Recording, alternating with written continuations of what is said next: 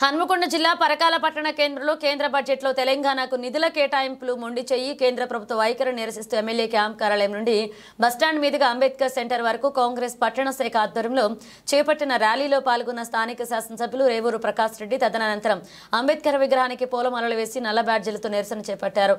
ఈ సందర్భంగా ఎమ్మెల్యే మాట్లాడుతూ కేవలం రాజకీయాల లబ్ధితోనే రాష్ట్రాలను నిర్లక్ష్యం చేస్తూ కేంద్ర ప్రభుత్వం బడ్జెట్ కేటాయింపులు చేయడం రాజ్యాంగ విరుద్ధమని అన్నారు.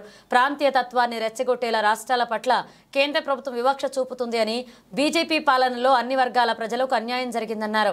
ఈ కార్యక్రమంలో టీపీసీసీ ఉపాధ్యక్షులు దోమటి సాంబయ్య, కాంగ్రెస్ పార్టీ జిల్లా నాయకులు, మండల నాయకులు పాల్గొన్నారు. మన్మోహన్ సింగ్ గారు ఆర్థిక శాఖ మంత్రిగా ఉండి ఆ రోజు ఎన్డీఏకి సంబంధించి కొన్ని పార్టీలు అధికారంలోకి వచ్చినా కూడా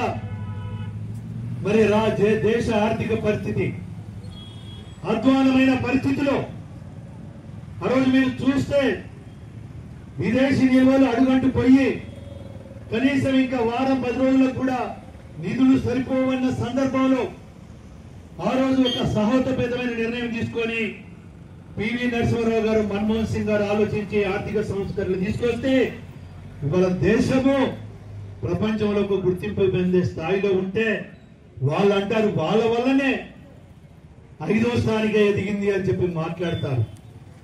కొంత నైతికత ఉండాలి. కానీ ప్రైస్ వేరియేషన్ లో మనం చూసినప్పుడు, ఫ్లక్చువేషన్స్ చూసినప్పుడు ఇవాళ మీ ప్రభుత్వం వచ్చిన తర్వాత డాలర్ విలువకు కంపేర్ చేసినప్పుడు మన రూపాయి విలువ ఏ విధంగా పడిపోయిందనే విషయాన్ని మీరు మర్చిపోతున్నారా అని చెప్పి నేను అడుగుతున్నా. ఇవాళ 3వ స్థాయికో 5వ స్థాయికో వచ్చిందని 5వ స్థాయికి వచ్చిందని మాట్లాడుతున్నారు. అది మీ గొప్పతనం కాదు.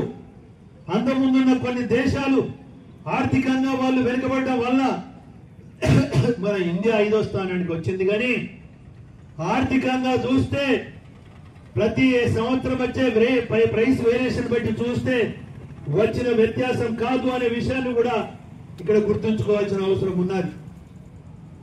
అంటే ఈ లెక్కలను కూడా ఏ విధంగా తప్పుగా చేసి వాళ్ళు ఇతర దేశాల యొక్క నష్టాలను అడ్వాంటేజ్ తీసుకొని మేము 5వ స్థానానికి వచ్చిన మీ దేశం అని చెప్పి చాలా గొప్పగా చెప్పుకుంటున్నారు. కానీ వాస్తవం ఇది మధ్యన ఉన్న దేశాలు ఏవైతే ఉన్నాయో వాళ్ళ తప్పిదాల వల్ల కానీ, ప్రపంచ స్థాయిలో జరిగిన మార్పుల వల్ల కానీ వాళ్ళు ఆర్థికంగా దిగజారిలు. కానీ మనం పెద్దగా ఎదిగింది ఏమీ లేదు. అది నీ గొప్పతనం కాదు, బీజేపీ ప్రభుత్వం యొక్క గొప్పతనం కాదు అనే విషయాన్ని గుర్తుంచుకొస్తున్నా. ఇవాళ మీరు బాగా మిగుతున్నారు, తలబీసుతనంగా మీరు ప్రవర్తిస్తున్నారు. కానీ మొన్న వచ్చిన రిజల్ట్స్ ఒక్కసారి చూడాలి. బీజేపీ నాయకత్వం కూడా సంకలు కొట్టుకుంటున్నారు. మొన్న ప్రజలు ఒక తీర్పు ఇచ్చారు. వాస్తవంగా కన్ను లోటలు పోయి ఏదో కొంచెం ఒడ్డుకుపడ్డ పరిస్థితి వచ్చింది. మీరు ఒకసారి చూస్తే 2019 ఎన్నికలలో బీజేపీకి 300 సీట్లు వస్తే 400 సీట్లు మా టార్గెట్ అని చెప్పి మీరు ఒక స్లోగన్ తీసుకొచ్చారు. అబ్కా బార్ 400 సీట్ అన్నారు మీరు.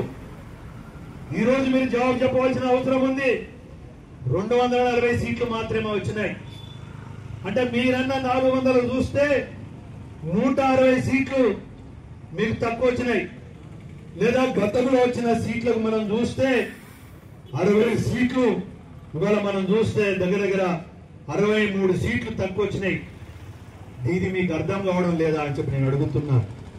అదే కాకుండా చూస్తే పోయినసారి ప్రతిపక్షాలతో మిత్రపక్షాలతోటి సంబంధం లేకుండా ప్రభుత్వం ఏర్పాటు చేశారు 2 సార్లు.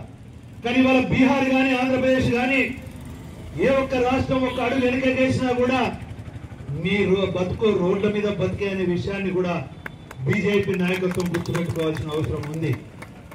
ఇవాళ మనం చూస్తే గతంలో కన్నా కాంగ్రెస్ కానీ లేదా యూపీఏకు అధిక సీట్లు రావడం జరిగింది. ఇవాళ ప్రజలందరూ కూడా ఏకగ్రీవంగా రాహుల్ గాంధీ ప్రధానమంత్రి కావాలి అని చెప్పి ఎదురు చూశారు. కానీ మీ యొక్క అధికారం అడ్డం పెట్టుకొని అంబానీ, అదానీ లాంటి వాళ్ళను అడ్డం పెట్టుకొని పిచ్చలు విడిగా డబ్బు ఖర్చు చేసి మతాలను కులాలను రెచ్చగొట్టి మీరు ఒక రకంగా దొడ్డిదారుల మీద అధికారం రావడం జరిగింది. అందునుంచే ఇవాళ బీహార్ కానీ ఆంధ్రకు కానీ మీరు అధిక నిధులు ఇస్తున్నారు. మేము అడిగే